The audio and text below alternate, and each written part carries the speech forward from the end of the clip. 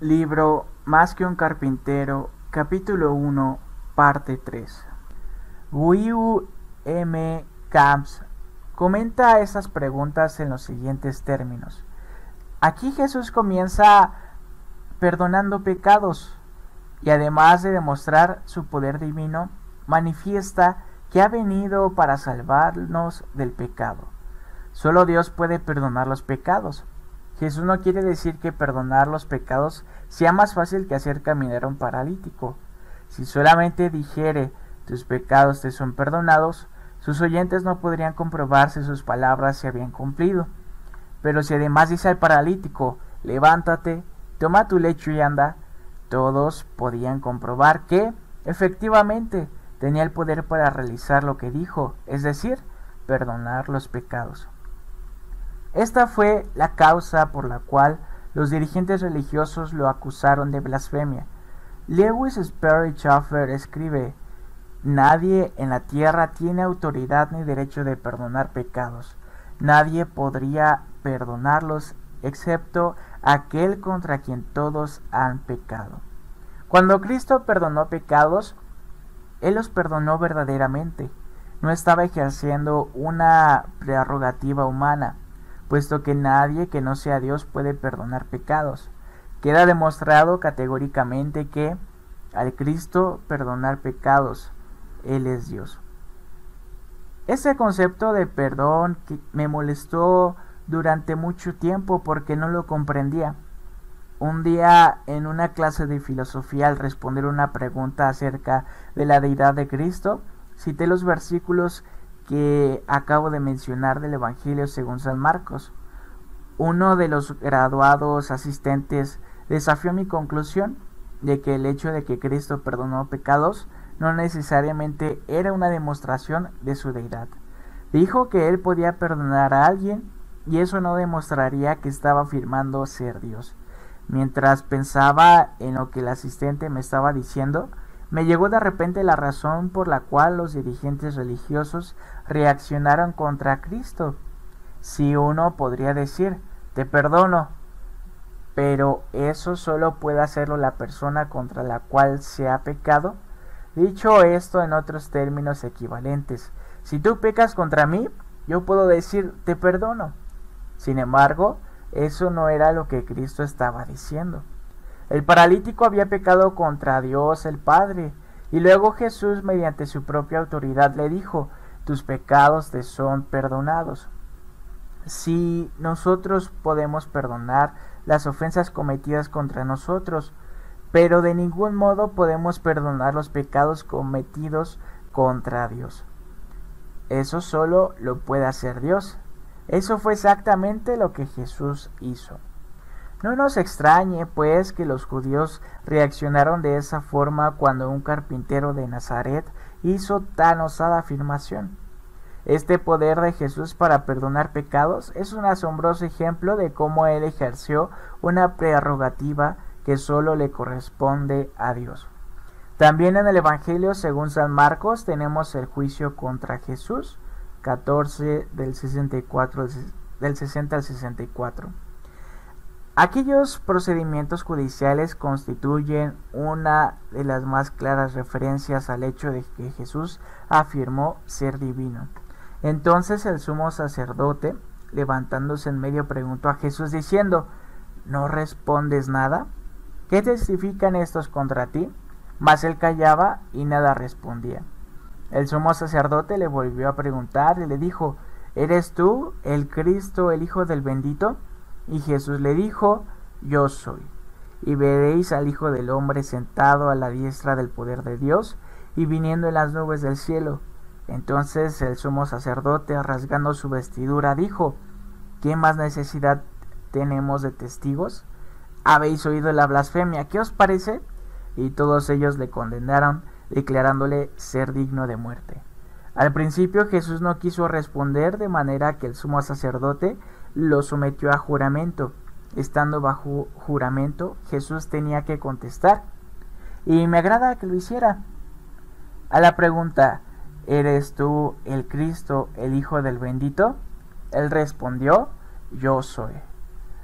Un análisis de este testimonio de Cristo demuestra que él afirmó ser 1. El Hijo del bendito Dios. 2. El que se ha de sentar a la diestra del poder. Y 3. El Hijo del hombre que vendrá en las nubes del cielo. Cada una de estas afirmaciones es específicamente mesiánica. El efecto acumulativo de las tres es significativo. El Sanedrín, que era el tribunal judío, captó los 3 puntos, y el sumo sacerdote respondió rasgando su vestidura y diciendo: ¿qué más necesidad tenemos de testigos? Por fin lo habían oído ellos mismos. Fue declarado culpable por sus propias palabras. Robert Anderson señala: ninguna evidencia corroborativa es más convincente que la de testigos hostiles. Y el hecho de que el Señor haya aseverado ser Dios se establece incuestionablemente mediante la acción de sus enemigos.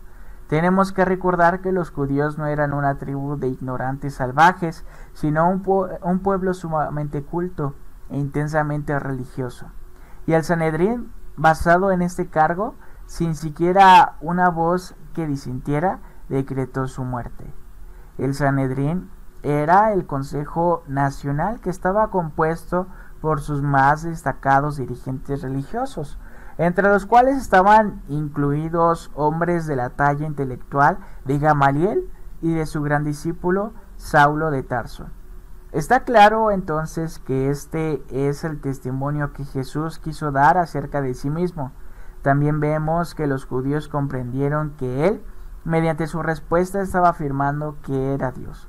Entonces quedan 2 alternativas que enfrentar: o sus afirmaciones fueron una blasfemia o él era Dios. Sus jueces comprendieron claramente el asunto, tan claramente en efecto, que lo crucificaron y luego lo escarnecieron diciéndole: confió en Dios, líbrele ahora si le quiere, porque ha dicho: soy hijo de Dios. H.B. Sweetie explica el significado de la rasgadura del manto del sumo sacerdote. La ley prohibía al sumo sacerdote rasgar su vestidura por asuntos prohibidos, pero cuando actuaba como juez era costumbre exigirle que expresara de este modo su horror ante cualquier blasfemia pronunciada en su presencia. Así se manifestaba el desagravio del perturbado juez. Si no hubiera aparecido alguna evidencia digna de confianza, el acto de rasgar la vestidura hubiera podido dejarse sin efecto, pero el prisionero se había incriminado a sí mismo. Comenzamos a comprender que aquel no fue un juicio ordinario, como lo indica el abogado Irwin Linton. Único entre los juicios criminales es este, en el cual lo que se ventila no son las acciones, sino la identidad del acusado.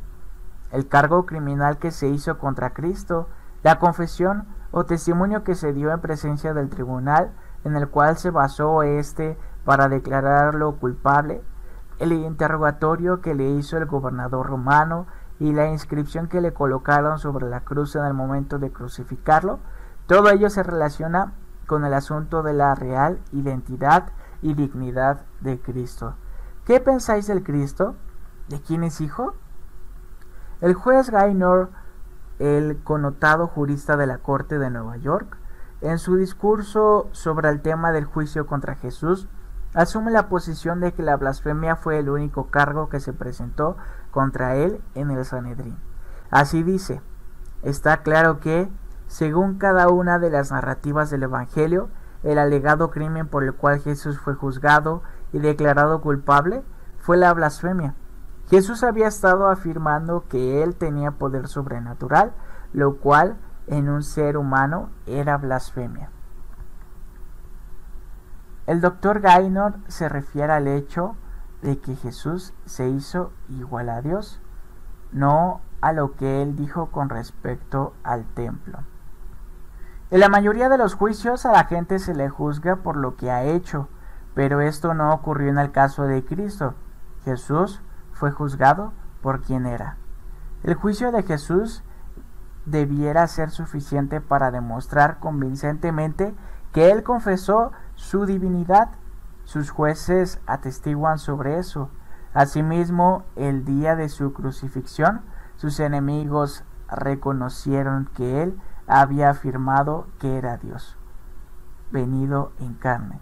De esta manera también los principales sacerdotes, escarneciéndole con los escribas y los fariseos y los ancianos, decían: a otro salvó, a sí mismo no se puede salvar.